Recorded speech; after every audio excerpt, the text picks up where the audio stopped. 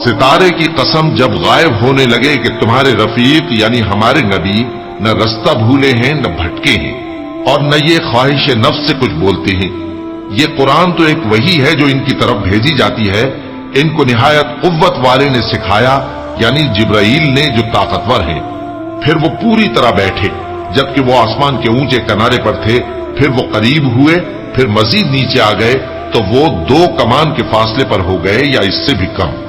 फिर अल्लाह ने अपने बंदे की तरफ जो हुक्म भेजा सो भेजा। जो कुछ उन्होंने देखा उनके दिल ने उसको झूठ न जाना। क्या जो कुछ वो देखते हैं तुम उसमें उनसे झगड़ते हो? और उन्होंने उसको यानी जिब्राइल को एक और बार भी उतरते देखा है सिदरतुल मुंतहा के पास। उसी के पास हमेशा रहने की बहिश्त है जबकि उस बेरी पर छा रहा था जो छा रहा था। उनकी आंख न तो और तरफ माइल हुई और न हद से आगे बढ़ी। उन्होंने अपने परवरदिगार की कुदरत की बहुत ही बड़ी बड़ी निशानियां देखी।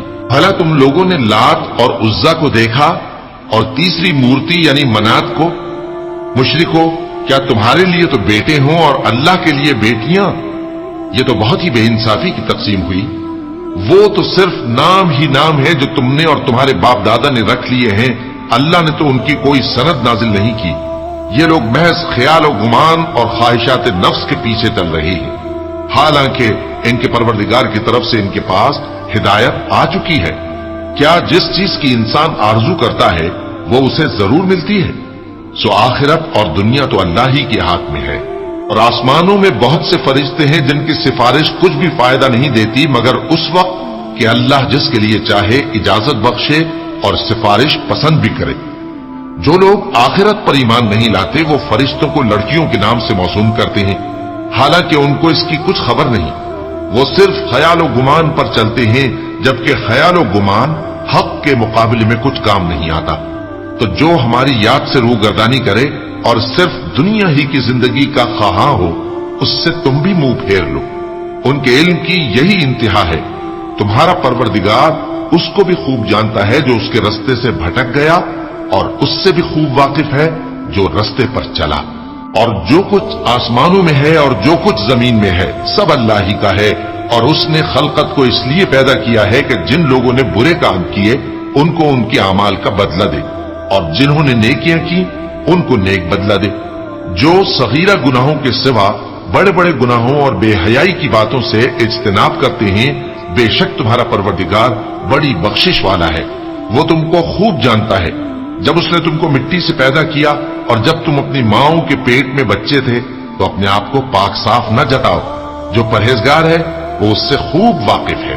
भला तुमने उस शख्स को देखा जिसने मुंह फेर लिया और थोड़ा सा दिया फिर हाथ रोक लिया? क्या उसके पास गैब का इल्म है कि वो उसे देख रहा है? क्या जो बातें मूसा के सहीफों में हैं उनकी उसको खबर नहीं पहुंची? और इब्राहिम के सहीफों की जिन्होंने हक के ताअत और रिसालत पूरा किया वो ये कि कोई शख्स दूसरे के गुनाह का बोझ नहीं उठाएगा और ये कि इंसान को वही मिलता है जिसके लिए वो मेहनत करता है और ये कि उसकी मेहनत का जायजा लिया जाएगा फिर उसको उसका पूरा पूरा बदला दिया जाएगा।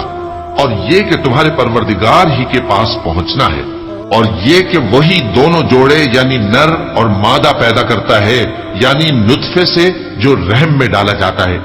और ये कि क़यामत को दोबारा उठाना उसी का जिम्मा है और ये कि वही दौलतमंद बनाता और वही मुफलिस करता है। और ये कि वही शेरा नामी तारे का भी मालिक है और ये कि उसी ने आदे अव्वल को हलाक कर डाला और समूद को भी, गरज किसी को बाकी न छोड़ा। और उनसे पहले कौम नूह को भी। कुछ शक नहीं कि वो लोग बड़े ही जालिम और बड़े ही सरकश थे। और उसी ने उल्टी हुई बस्तियों को दे पटका, फिर उन पर जो चीज छा गई सो छा गई। तो ऐ इंसान, तू अपने परवरदिगार की कौन कौन सी नेमत पर झगड़ेगा?